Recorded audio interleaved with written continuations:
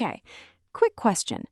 You wake up, your stomach hurts, your head is spinning a little, and you have to see an English-speaking doctor. Do you know how to actually explain that? Or do you just point at your stomach and say, bad, very bad? Honestly, that might be me. Don't worry, by the end of this video, you won't need to point at anything. Let's fix that today. Hey everyone, welcome back to Talk Ema. I'm Jack. And I'm Emma. And today we're talking about something super practical. How to explain your symptoms to a doctor in English. Yeah, this is one of those topics that sounds small, but honestly, it can be a little stressful if you're not prepared. You're not feeling well, you're maybe a bit nervous, and now you also have to think in a second language. Exactly. Double stress. So today, we're going to cover the vocabulary, the phrases, the mistakes people usually make, and we'll even do a role play, a real doctor's visit, so you can hear how it actually sounds. I'm excited for the role play. I already know you're going to make me the patient. Maybe. Let's just get started. Segment 1. The basic words you need first. Okay, so before we even talk about full sentences, let's start with the basic words. Because a lot of learners actually know grammar really well, but they freeze because they don't know the simple words for common symptoms. True. Like, I know how to say, I have been feeling, but then I don't know what comes after feeling. Exactly. So let's fix that gap. Let's start with really common ones. A fever. That means your body temperature is too high. Fever. Okay. A cough. When you keep coughing, like that. Nice demonstration. Thank you. Then we have a sore throat. That means your throat hurts, especially when you swallow. Sore throat. Got it. Nausea. That's the feeling like you might vomit, like your stomach is turning. Oh, I hate that word, actually. It sounds exactly like the feeling. It kind of does, right? And then dizziness. That's when your head feels like it's spinning, like the room is moving even though you're standing still. Okay, so fever, cough, sore throat, nausea, dizziness. What about pain? Because pain isn't just one thing, right? Good question. And this is actually really important. In English, we don't just say it hurts a lot or it hurts a little. We have specific words to describe the type of pain. Oh, I didn't know that. Give me some. Sure, sharp pain. That's a sudden, quick, intense pain, like something cutting you. Like a knife feeling? Exactly like that. Then there's dull pain. That's a low, constant pain. Not too strong, but it doesn't go away. Okay, that's different. Then throbbing pain, that's a pain that comes and goes in waves, like it's beating, almost like your heartbeat. Headaches are often throbbing. Oh, I actually have a word for that in my language too. That makes sense now.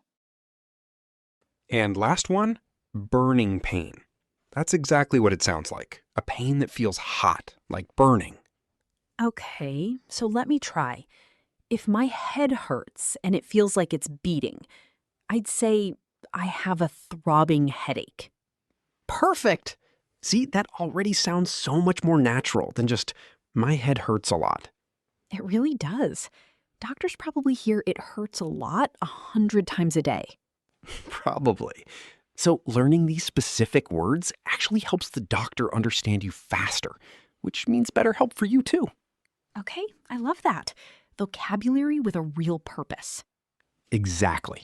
So now that we have the basic words, let's talk about how people usually make mistakes with them, because there are a few really common ones. Okay, mistakes. I feel like I might make some of these myself, so let's hear it. Let's find out. Okay, mistake number 1. A lot of learners say, I have pain in my stomach, when actually in natural English, we usually just say, my stomach hurts.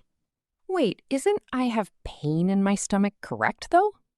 It's not wrong grammatically, but it sounds a little formal, almost like something from a textbook.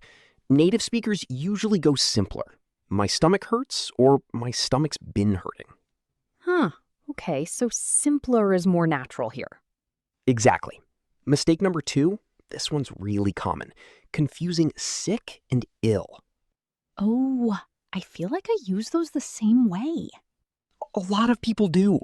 In American English, sick is used all the time for feeling unwell. I'm sick, I feel sick.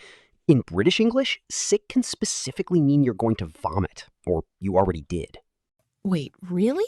So if I say I'm sick to a British doctor? They might think you mean you're vomiting, not just generally unwell. Ill is safer in British English if you mean generally unwell, but not vomiting. Okay, that's actually really useful. I didn't know that difference. Yeah, small detail, but it can cause confusion. Now, mistake number 3, this one's funny. A lot of learners say I'm dying to mean they feel really bad. I mean, I've said that in my own language too, dramatically. Right, but in a doctor's office, that phrase can actually cause alarm. It sounds like an emergency. It's better to say something like, I feel really terrible, or this is the worst I've felt in a while. Okay, save the dramatic phrases for texting your friends, not the doctor. Exactly. And mistake number 4, people often forget time words. They just say, I have a headache, but they don't say how long. Oh, that's important for the doctor, right? Like, is it new or has it been happening for weeks? Exactly. And that's actually our next topic, how to build full, natural sentences that include that kind of detail. Perfect timing. Let's do it. Segment 3. Useful sentence structures you can actually use. Okay, so now let's build real sentences. Because knowing words is great, but doctors need full information. What's wrong, when it started, and how bad it is. Okay, give me the structure. The first really useful phrase is I've been feeling, plus how you feel. For example, I've been feeling really tired lately, or I've been feeling dizzy since this morning. Oh, I like that one. It's flexible. Very flexible. Next, it started, plus a time, like it started 2 days ago, or it started right after I ate lunch. That helps the doctor understand the timeline. Exactly. Doctors always ask, when did it start? So if you say it before they even ask, that's a great habit. Smart. What else? It gets worse when. This is really useful because doctors want to know what triggers your symptom. For example, it gets worse when I stand up, or it gets worse at night. Oh, that's a good one. I never thought to describe triggers. Right. And the opposite, too. It gets better when I rest, or it feels better after I eat. Okay, so we have I've been feeling, it started, it gets worse when, it gets better when. What about describing how strong it is? Great question. Doctors almost always ask this, using a scale. They'll say, on a scale of 1 to 10, how bad is the pain? Oh, I've heard that phrase in movies, actually. Yeah, it's very common in English-speaking countries, especially in hospitals. 1 means barely noticeable. 10 means the worst pain imaginable. Okay, so I could say it's about a 6 or something like that? Exactly. Or you can add more detail. It's about a 7, especially when I move. Got it. What if the doctor asks something I don't understand? Is there a polite way to ask them to explain? Yes, and this is honestly one of the most useful phrases in this whole video. You can say, sorry, could you say that in a simpler way? Or, I'm not familiar with that word. Can you explain? Oh, that's such a relief to know. I always feel embarrassed asking someone to repeat something. You really shouldn't be. Doctors deal with this all the time, especially in places with international patients. It's completely normal. And honestly, it helps them help you better. Okay, I feel more confident already. But I feel like actually hearing this in a real conversation would help even more. Perfect, because that's exactly what we're doing next, a full role play. Here we go. Segment 4, Roleplay, a real doctor's visit. Okay, so for this roleplay, I'll be the doctor, and Emma, you're the patient. Ready? Ready. Let's do this. Good morning. Please, come in and have a seat. So, what brings you in today? Good morning. I've been feeling really unwell for the past 3 days. Okay, can you tell me more about your symptoms? Yes, I have a sore throat and I've had a fever since yesterday. All right. And on a scale of 1 to 10, how would you rate your throat pain? Um, Maybe a 7? It really hurts when I swallow. I see. Do you have any other symptoms? Coughing, headache, body aches? Yes. Actually, I've had a dull headache too. It gets worse in the afternoon. Okay. Have you taken any medication so far? Just some paracetamol for the fever, but it only helps a little. Understood. Do you have any allergies I should know about? No allergies. Great. I'm going to check your throat and listen to your chest, all right? Then we'll figure out the best treatment. Sounds good. Thank you. And scene. Okay, that actually felt really real. I was getting nervous, even though it's fake. That's the goal. Good practice. Now, let's break down a few key phrases from that role play because there were some really useful ones. Yes, please, let's go back through it. Okay, first, the doctor said, "What brings you in today?" That's a very common way doctors start a conversation. It basically means, "Why are you here? What's the problem?" Oh, I like that phrase. It's polite and simple. Exactly. Next, I used, "Do you have any other symptoms?" This is a follow-up question doctors almost always ask, so it's good to expect it. Right. And I used, it gets worse in the afternoon. That's the phrase from before. And exactly, you used it perfectly. And also notice you said, "I've had a dull headache too," using that specific pain word we learned earlier. Oh yeah, I didn't even plan that. It just came out naturally. That's exactly the point. Once you know these words, they start coming out naturally, even in a real conversation. Also, the doctor asked about allergies and medication. Is that always going to happen? Almost always, yes. Doctors need to know if you're allergic to anything and if you've already taken medicine, because it affects what they can safely give you. Okay, that's good to know in advance, so I'm not surprised by the question. Exactly. Preparation removes a lot of the stress. All right, now let's talk about something a little different, some cultural notes, especially if you're visiting a doctor in an English-speaking country for the first time. Segment 5, Cultural Notes You Should Know. Okay, cultural notes. I'm curious about this one. So, one thing that surprises a lot of people is that doctors in English-speaking countries, especially in the US, UK, Canada, Australia, tend to be very direct, but also very polite at the same time. Wait, direct and polite together? How does that work? It's a specific style, yeah. They'll ask clear, direct questions. How long has this been happening? But they'll also soften it with polite language, like, could you tell me, or would you mind describing? Oh, I see. So it's not rude, it's just efficient? Exactly. Efficient and polite at the same time. Also, something interesting. Small talk? Sometimes doctors will start with a little small talk, like, how's your day going? Before they ask about your symptoms. Wait, really? Even if I'm clearly not feeling well? Yeah, sometimes. It's just a cultural habit, a way to make the patient feel comfortable before jumping into the medical questions. You don't need to give a long answer, just something short and honest, like, not great, actually. That's why I'm here. Oh, that's actually kind of funny.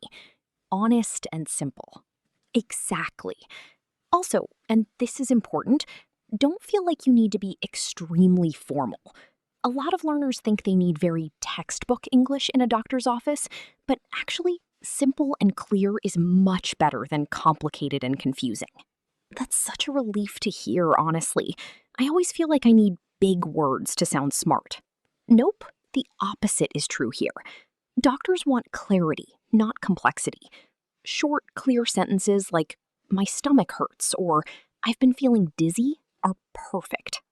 Okay, that makes this whole topic feel way less scary. It really should be less scary. One more cultural note. If you don't understand a medical word the doctor uses, it's completely normal to ask them to explain it in simpler terms. Doctors expect this, especially with patients who speak English as a second language. I love that we're normalizing that. I think a lot of learners are afraid to ask, what does that mean? Totally understandable.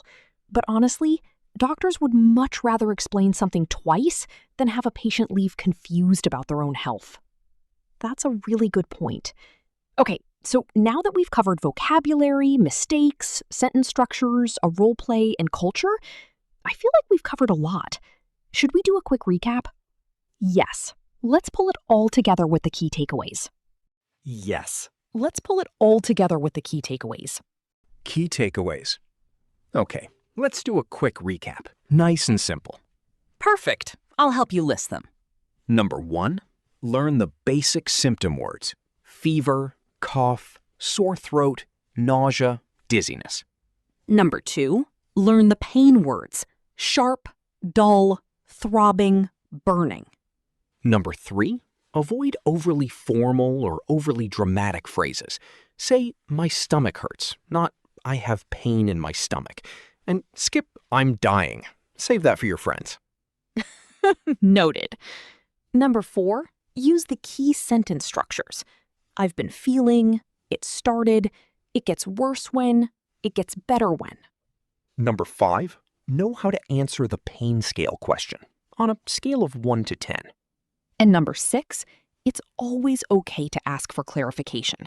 Could you explain that in a simpler way? Is a completely normal thing to say. Exactly. And remember, doctors want clear communication, not complicated vocabulary. Simple, honest sentences are always the best choice. I feel so much more confident now, honestly. This felt really practical. That's exactly what we want from these episodes. Real English you can actually use in real life. All right, that's it for today's episode. Thank you so much for watching. And if you're learning English, remember, every real-life situation is a chance to practice, even a doctor's visit. If you found this episode helpful, let us know in the comments. Have you ever had a doctor visit in English? Was it easy or a little stressful? We'd love to hear your stories. And if you're new here, make sure to subscribe and hit the like button. It really helps the channel grow. And speaking of real-life situations, next time on Talk Ema, we're covering how to ask for directions in English easily, so you'll never feel lost again. Literally. That one's going to be fun. See you in the next episode. Bye, everyone. Take care of yourselves.